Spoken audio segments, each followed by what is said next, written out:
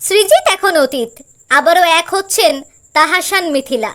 বাংলাদেশ নাটকের জনপ্রিয় জুটি তাহসান ও মিথিলা।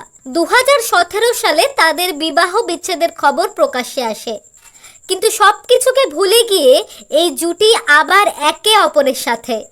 তাদের বিচ্ছেদের পর মিথিলা পরবর্তীতে পরিচালক সৃজিত মুখার্জিকে বিয়ে করেন।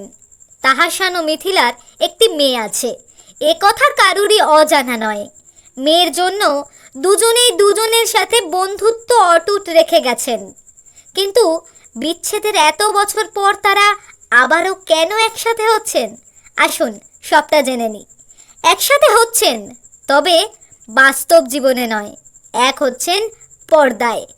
পরিচালক আরিফুর রহমানের পরিচালনায় আসছে বাজি। সেখানে তাহসানকে দেখা যাবে একজন ক্রিকেটারের চরিত্রে এবং মিথিলাকে দেখা যাবে সাংবাদিকের চরিত্রে। এটা 7টা পর্বের একটা ওয়েব সিরিজ। বাংলাদেশের একটি ওটিটি প্ল্যাটফর্মের জন্য তৈরি হচ্ছে এই সিরিজটি, তেমনটাই শোনা যাচ্ছে। চলতি বছরে মুক্তি পাবে এই সিরিজ।